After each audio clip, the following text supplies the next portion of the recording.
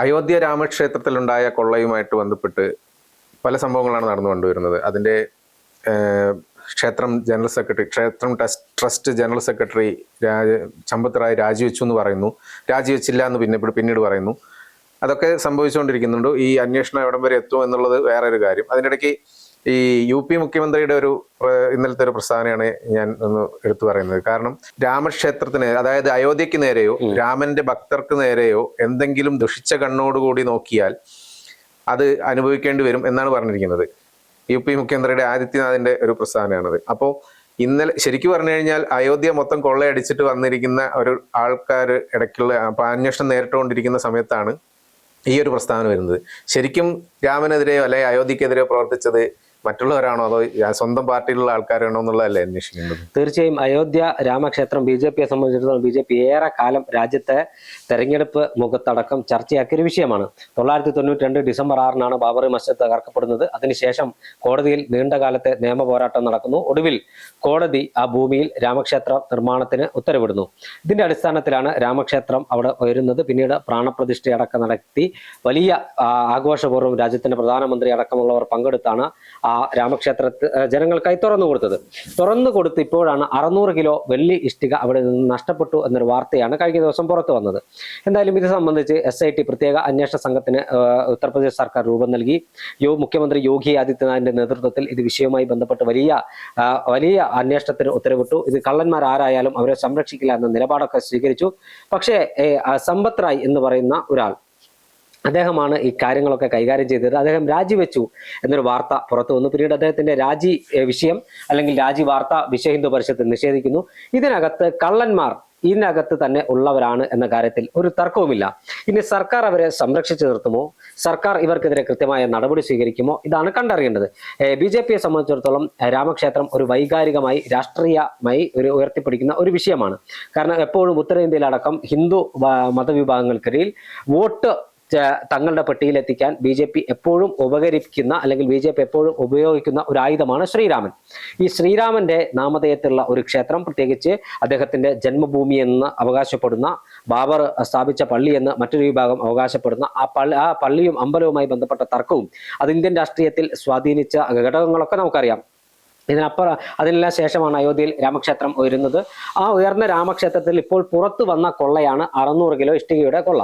ഇതിനപ്പുറം വെള്ളി ഇഷ്ടികയുടെ കൊള്ള, ഇതിനപ്പുറത്ത് വലിയ കളവ് നടന്നിട്ടുണ്ടോ? SIT അന്വേഷണത്തിലൂടെ ഇക്കാര്യം വ്യക്തമാകുമോ എന്നൊക്കെ നമുക്ക് വരും ദിവസങ്ങളിലാണ്. പക്ഷേ ഇതിനകത്ത് പ്രതിസ്ഥാനത്തുള്ളവരൊക്കെ വിശ്വ ഹിന്ദു പരിഷത്തും സംഘപരിവാർ സംഘടനകളുമായി ബന്ധപ്പെട്ട് പ്രവർത്തിക്കുന്ന ആളുകളാണ്.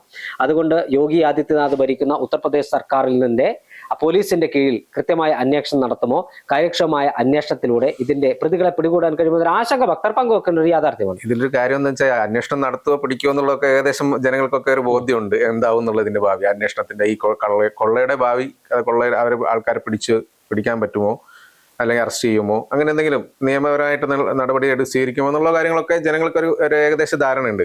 ഇതിൽ വരാൻ പോകുന്നത് വേറൊരു കാര്യം എന്ന് പറഞ്ഞാൽ അടുത്ത തെരഞ്ഞെടുപ്പ് വരാൻ പോവുകയാണ്. അപ്പൊ തെരഞ്ഞെടുപ്പ് വരാൻ പോകുമ്പം ആദിത്യനാഥിന് ഇത് വൻ തിരിച്ചടിയാവില്ലേ എന്നുള്ളൊരു ചർച്ചയാണ് വരുന്നത്. അതിനു വേണ്ടിയിട്ട് അതിനു വേണ്ടിയിട്ടാണ് ഇപ്പൊ തന്നെ ഓരോ പ്രസ്താവനയായിട്ട് ഇറങ്ങിയിട്ടുണ്ടെന്ന് തോന്നുന്നു. കാരണം സമാജ്വാദി പാർട്ടിക്കെതിരെയൊക്കെയാണ് പറയുന്നത്. ജയ് ശ്രീരാം വിളിച്ചവർക്ക് നേരെ വെടി ഉതിർത്തവരാണ് സമാജ്വാദി പാർട്ടിക്കാർ.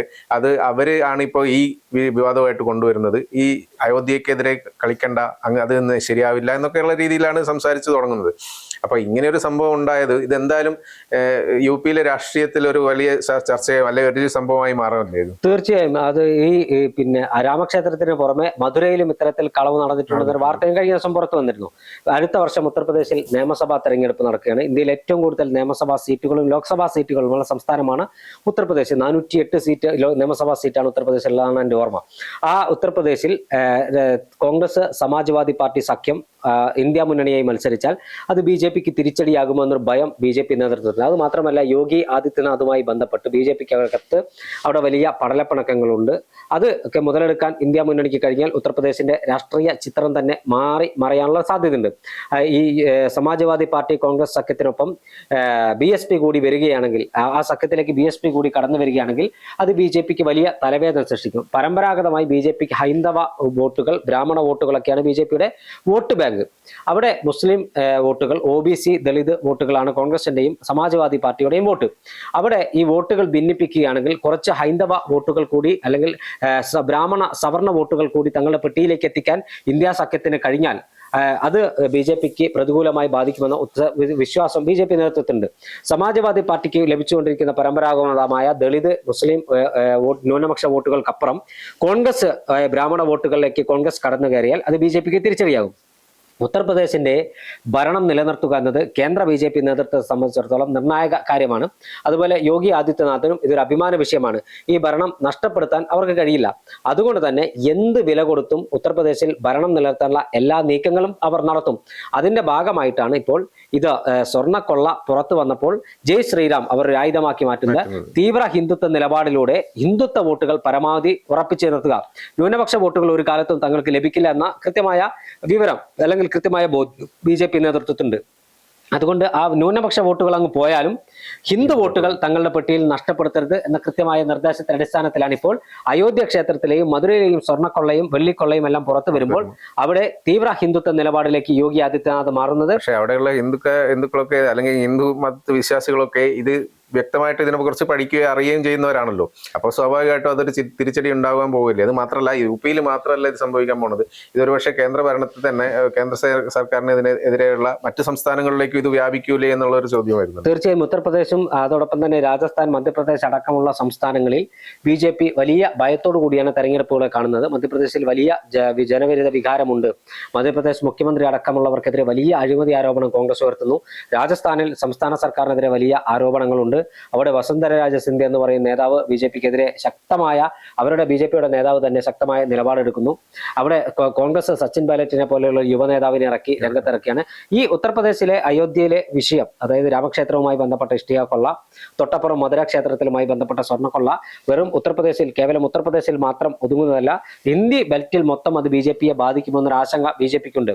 നഷ്ടപ്പെട്ടു പോയ ബ്രാഹ്മണ വോട്ടുകളിലേക്ക് കടന്നു കയറാൻ കോൺഗ്രസിന് കഴിഞ്ഞാൽ അത് BJPയെ പ്രതികൂലമായി ബാധിക്കുമെന്ന കൃത്യമായ ബോധ്യത്തിന്റെ അടിസ്ഥാനത്തിലാണ് ഇപ്പോൾ വീണ്ടും തീവ്ര ഹിന്ദുത്വ നിലപാട് കത്തിച്ചു നിർത്താൻ BJP ശ്രമിക്കുന്നത്. അതിന് ചുക്കാൻ പിടിക്കുന്ന യോഗി ആദിത്യനാഥാണ്. യോഗി ആദിത്യനാഥ് നമുക്കറിയാം, BJPക്കാർ തന്നെ പറയുന്നത് മോദിയേക്കാൾ ഹൈന്ദവ ധ്രുവീകരണം ഉയർത്താൻ കഴിയുന്ന നേതാവാണ് യോഗി ആദിത്യനാഥ് എന്ന് BJPക്കാർ തന്നെ പറയുന്നുണ്ട്. തീവ്ര ഹൈന്ദവ നിലപാട് എപ്പോഴും ഉയർത്തിപ്പിടിക്കുന്ന നേതാവാണ് യോഗി ആദിത്യനാഥ്. ആ യോഗി ആദിത്യനാഥ് തന്നെ കവചമാക്കിയാണ് ഈ കൊള്ള മറയ്ക്കാൻ BJP ശ്രമിക്കുന്നത്. തീവ്ര ഹിന്ദുത്വ നിലപാട് എന്തായാലും യോഗി ആദിത്യനാഥ് മാത്രമായിരിക്കില്ല, ഒരുപക്ഷെ പ്രധാനമന്ത്രി നരേന്ദ്രമോദിക്ക് തന്നെ ഒരു തിരിച്ചടിയാവാനുള്ള. തീർച്ചയായും ഈ അയോധ്യയിലെ കൊള്ളയുമായി ബന്ധപ്പെട്ട കൂടുതൽ വിശദാംശങ്ങൾ പുറത്തു വരുമ്പോൾ നരേന്ദ്രമോദിയും കേന്ദ്ര സർക്കാരും ഒക്കെ മറുപടി പറയേണ്ട ഒരു സാഹചര്യത്തിലേക്ക് പോകും. പക്ഷേ യോഗി ആദിത്യനാഥിന്റെ കീഴിലുള്ള പോലീസിന്റെ പ്രത്യേക അന്വേഷണ സംഘം അന്വേഷിക്കുമ്പോൾ ഈ കൊള്ളയുമായി ബന്ധപ്പെട്ട എത്രത്തോളം വിശദാംശങ്ങൾ പുറത്തു വരുമെന്ന ഒരാശങ്കയും ആളുകൾ പങ്കുവെക്കുന്നുണ്ട്. സമാനതകളില്ലാത്ത ഒരു രാഷ്ട്രീയ പ്രതിസന്ധിയിലൂടെയാണ് BJP കടന്നു പോകുന്നത്.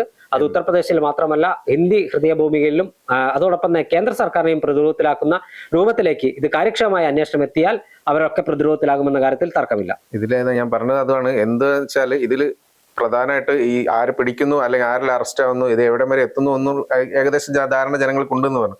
ഇതിൽ എന്ത് ചെയ്തു, എന്ത് സംഭവിച്ചു എന്നുള്ള കാര്യം ജനങ്ങൾക്കൊക്കെ ഉണ്ടല്ലോ. ആ ജനങ്ങളത് വിലയിരുത്തിക്കൊണ്ട് തന്നെ ആയിരിക്കുമല്ലോ അടുത്ത തെരഞ്ഞെടുപ്പിനെ നേരിടാൻ പോകുന്നത്. അതുകൊണ്ട് തന്നെ ഇത് എന്തായാലും ഒരു തിരിച്ചടി പിന്നെ BJPക്ക് ഉണ്ടാവും എന്നുള്ളതിൽ ഒരു സംശയമില്ല. തീർച്ചയായും എല്ലാ കാലത്തും ഹൈന്ദവ ധ്രുവീകരണം മാത്രം കാണിച്ച് അല്ലെങ്കിൽ ഹൈന്ദവ മുദ്രാവാക്യമോർത്തി BJPക്ക് തെരഞ്ഞെടുപ്പ് നേരിടാൻ കഴിയില്ല എന്ന ഒരു ഗുണപാഠമായിരിക്കും അവർക്ക് ഉത്തർപ്രദേശ് നിയമസഭാ തെരഞ്ഞെടുപ്പ് നൽകാൻ പോകുന്നത്. അല്ലെങ്കിൽ ഈ കേസിൽ കാര്യക്ഷമമായ അന്വേഷണം നടത്തി കള്ളന്മാരെ അറസ്റ്റ് ചെയ്ത് ജയിലിലടയ്ക്കാൻ യോഗി ആദിത്യനാഥ് കഴിഞ്ഞാൽ അത് BJPക്ക് ഗുണകരമാകുന്ന കാര്യത്തിലും തർക്കമില്ല.